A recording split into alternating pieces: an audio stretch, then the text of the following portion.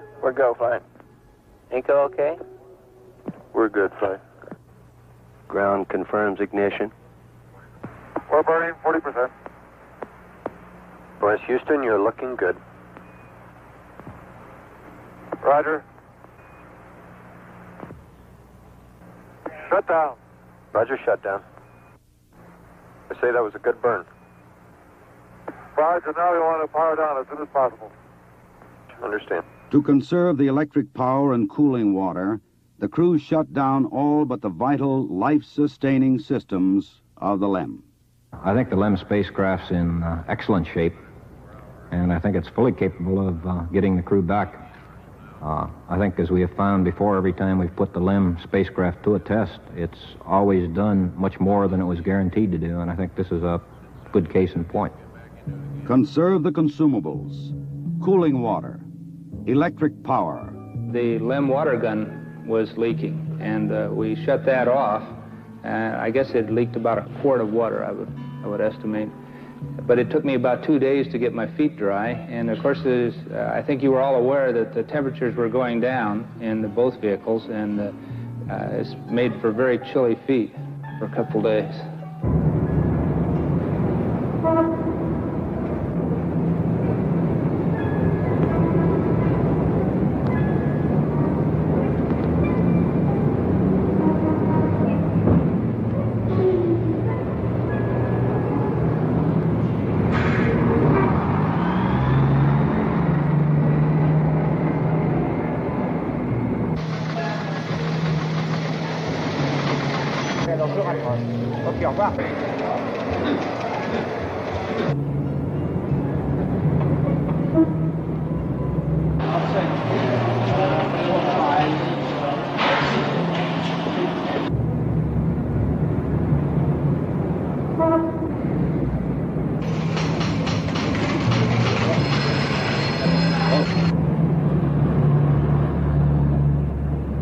Lord, your astronauts will come back safe.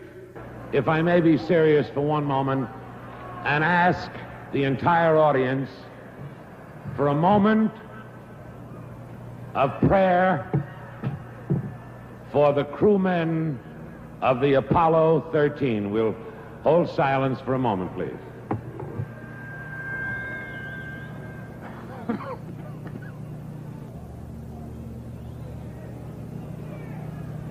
RCS-A stands at 62% and B at 62%. I feel we've gone a hell of a long time without any sleep.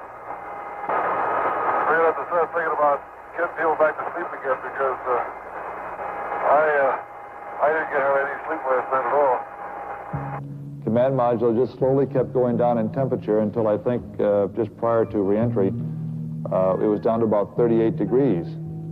And along with that, it was a sort of a chilling coldness. The walls were perspiring, the windows were completely wet, and it wasn't too healthy. I recall that we went in there to get some hot dogs one day, and it was like reaching into the freezer for the food.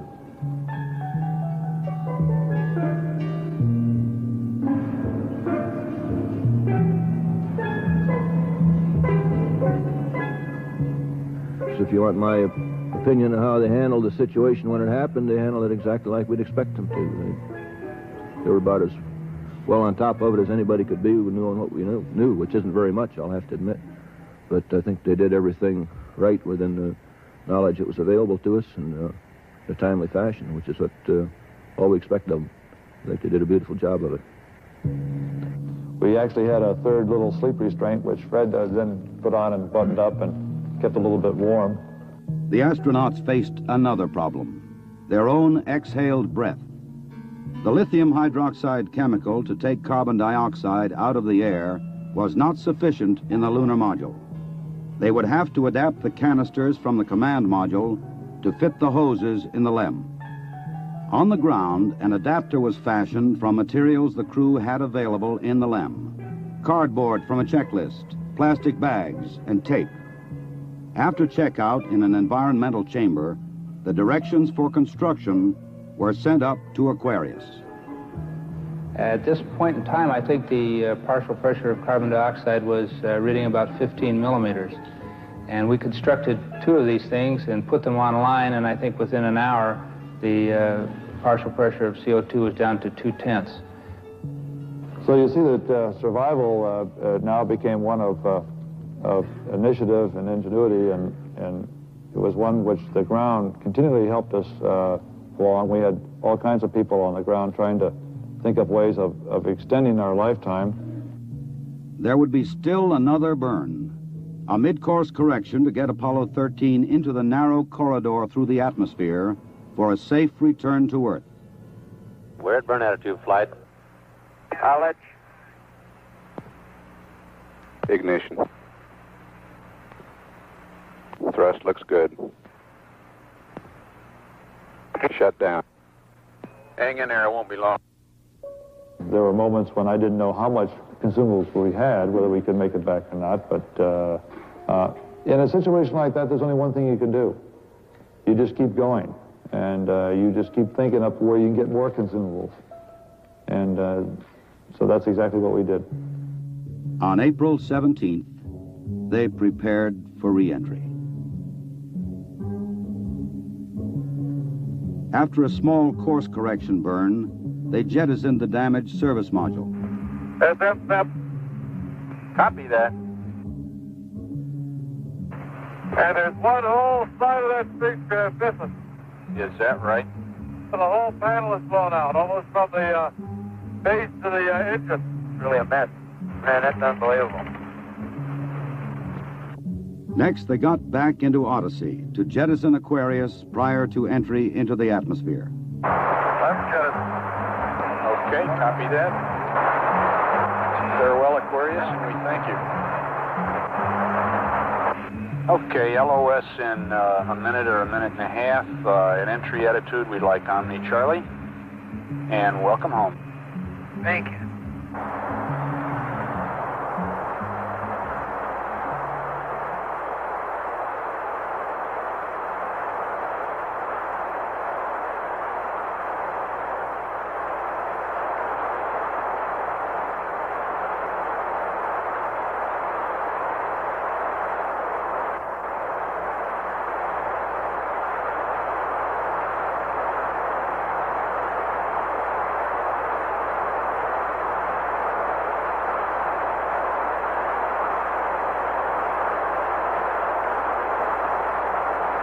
Odyssey Houston standing by, over. Okay, go over.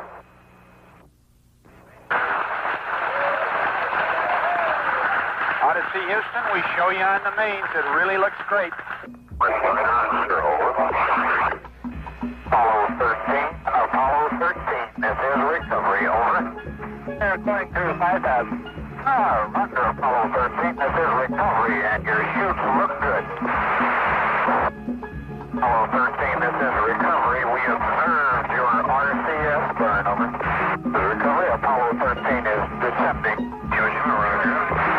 Apollo 6, this is recovery, over. Photo 1 spliced in at this time. The three chutes are displaced in the water. 0 degrees, magnetic 3.5 miles. He will give up. He was zero, Roger. This photo 1, the command module is stable 1 at this time. They're riding comfortably. The vertical axis are approximately 15 degrees. Swim 1, you're cleared into position for 3, the other 2 chutes. Swim 1, Roger. You're getting clear to you, wind line 270.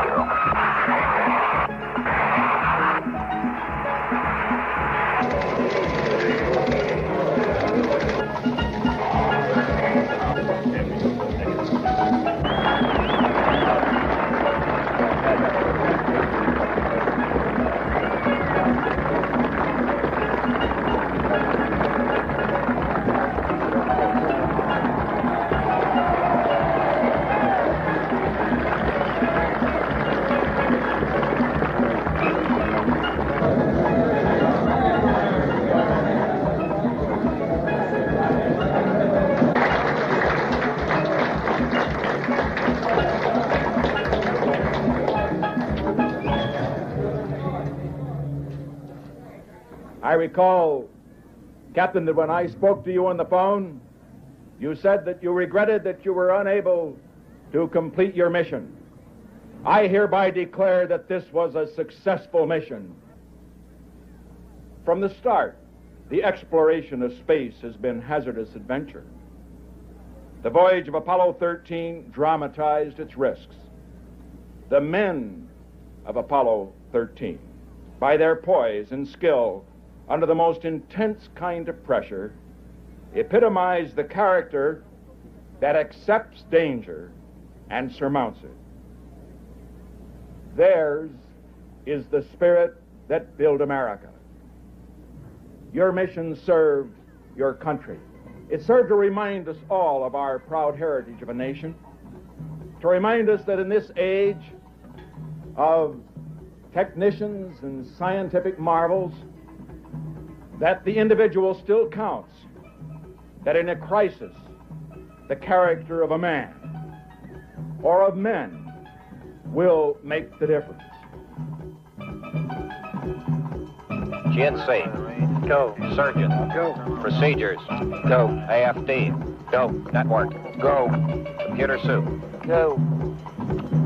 Raj, network, give me an Amber. RTC on AFD conference. RTC's on the AFD conference. Okay, all flight controllers, let's play it cool.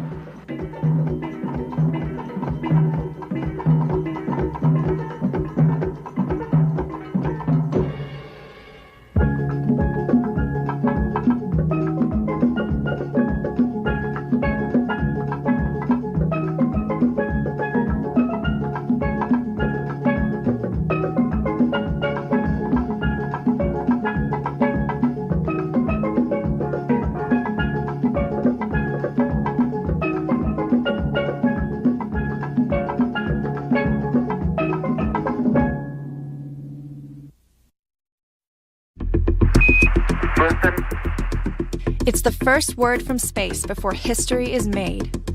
From landing a man on the moon to assembling the International Space Station, NASA's Johnson Space Center serves as the iconic beginning to some of the greatest moments in American history.